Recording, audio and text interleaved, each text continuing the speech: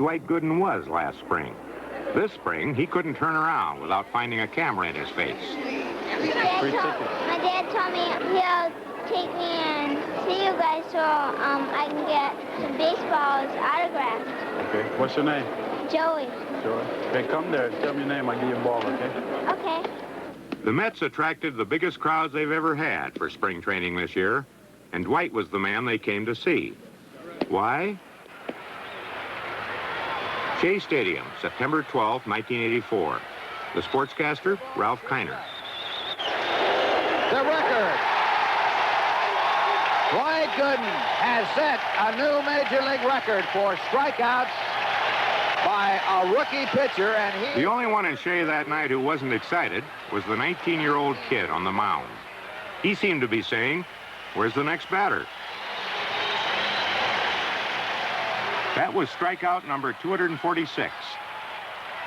Just as calmly, Dwight went on to strike out 30 more batters last year. That's a season average of more than 11 strikeouts a game. He was young enough and smart enough to call home after every game. Big phone bills. Pretty big. He'll call me after every game, win or lose. And He called you after every game? We'll go over the game. He shouldn't have done this, he should have done that. We'll go over it, talk about an hour, I guess. Dwight's parents, Dan and Ella Gooden, live with Dwight in Tampa, Florida, in a house Dwight bought with the money he got for signing with the Mets. Even the Goodens are a little surprised by their 20-year-old son's sudden fame. Has it turned his head? No, he's still calm and cool. Nothing excites him. Mrs. Gooden, did you see him change at all when he became, in 1 year, a superstar? No, he haven't. He still act the same. Just eat more. So what have we got? A preternaturally calm 20-year-old who doesn't think about anything but how to throw a baseball? Of course not. Dwight Gooden bought a Mercedes after last season. You would too if you made $40,000 the summer you were 19. A lot of girls call him, and he calls some of them back, and dates some of those. Not any special one, at least not yet. A kid who's calm permits 20-year-old horseplay and free, non-tense exchanges with his peers, the other Mets. True, you call him knucklehead or nuts? Oh, yeah, he's a most definitely knucklehead. Darryl Strawberry. Well, that calms him down because the locker room's not going to let him get too self-important. No, he won't get that way. Baseball people answer questions from dumb reporters in baseballese, which is not quite English. Managers can be the worst. They are always saying things like, "We'll be all right if the guys play one game at a time," even though there are no authenticated instances of anyone playing 2 games at a time. But Mets manager Davey Johnson sounds a little bit more candid than typical when he talks about Dwight Gooden. He's very well adjusted. He had great parents and great coaching on the amateur level, and he's the least of my worries. He's my security blanket.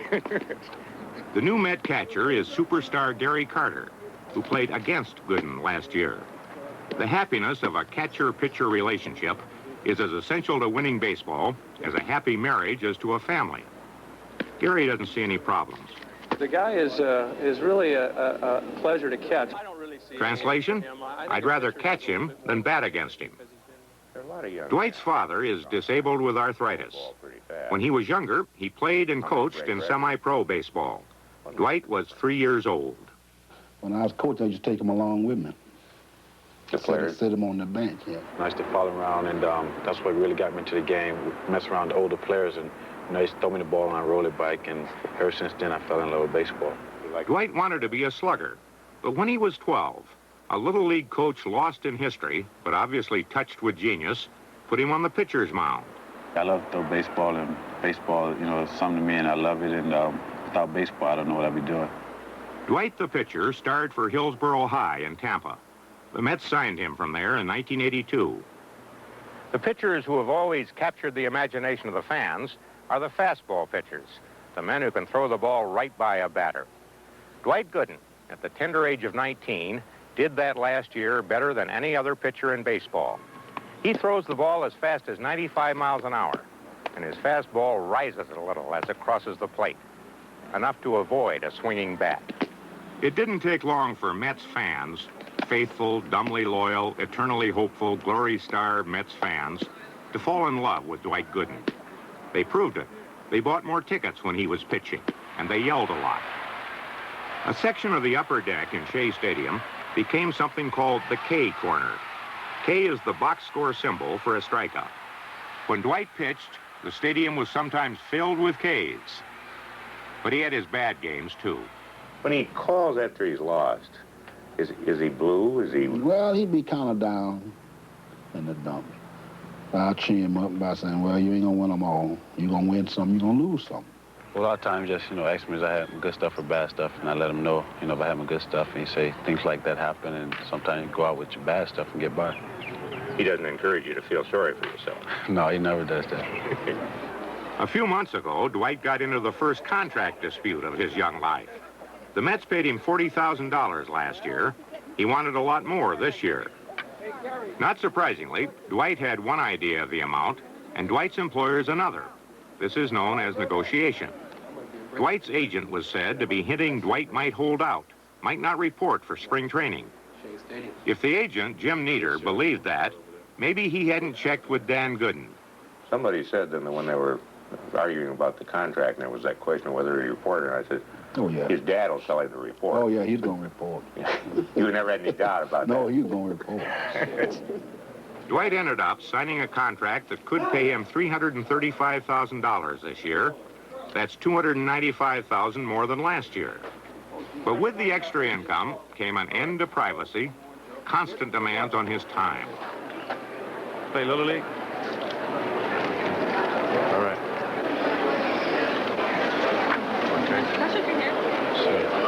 Okay. Sure. Okay. Next ball, my grandson, I'm going to take it to Houston. Okay. Do you want to write? Some players think he's too nice to reporters and autograph seekers. But that's the way he is. What do you think is the most important thing you taught Dwight?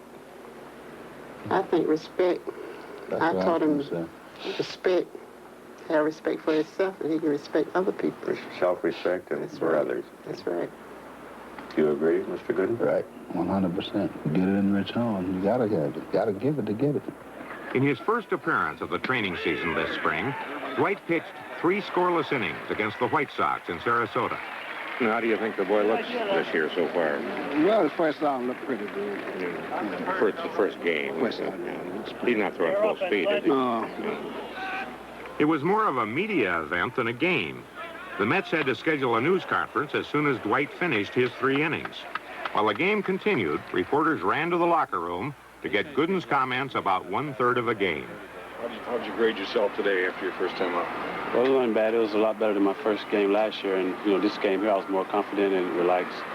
Translation? Not so bad. We asked one reporter if it wasn't remarkable to make Gooden more important than the game. He told us, if you want to get some airtime tonight, you'd better have Dwight Gooden. Every spring training season, at least one player is tabbed as the rookie phenomenon of the year, the new Babe Ruth, or Joe DiMaggio, or Tom Seaver. Some of them make it and go on to stardom. But a lot of them fall like rockets. And when they do, people say, sophomore jinx got him. Well, there may be more to the sophomore jinx than superstition. When you're a rookie, nobody asks much of you. If you do well, fine. But then they expect you to do at least that well, maybe better, the next year. That can put a lot of pressure on a kid a couple of years out of high school. Darryl Strawberry found that out last spring. Strawberry was Rookie of the Year in 1983, and he went through the same thing Dwight is going through now. The player has to go out and perform on the field. He can't perform with all the attention focused around him, and he has to make adjustments. And it's kind of hard, especially playing in New York with all the media hype. They really don't give you a chance to take a deep breath and relax a little bit. You were quoted as saying one trouble last year was you weren't having much fun playing baseball. Is that true? You got to have fun? Oh, yeah, you got to have fun playing this game. This is more of a kid's game, and you got to take it with a kid attitude. If you get too serious about it, you don't have fun. Could the same thing happen to Dwight? Will he, too, become a victim of the dreaded sophomore jinx? I just want to go in and learn from the mistakes I made last year and just try to do the same, if not better, that I did in the past season, and not putting the added pressure on myself, and just try to have fun at the same time. You talk to him pretty regularly? Yes. How does he feel about himself? He'll be red opening day. He'll be red opening day. As noted, last Thursday morning, Gooden was 18-3. He still is. But on Thursday afternoon, he stumbled, giving up 5 runs to the Philadelphia Phillies in 5 innings and leaving the game. The word we get is that the Mets will keep him anyhow.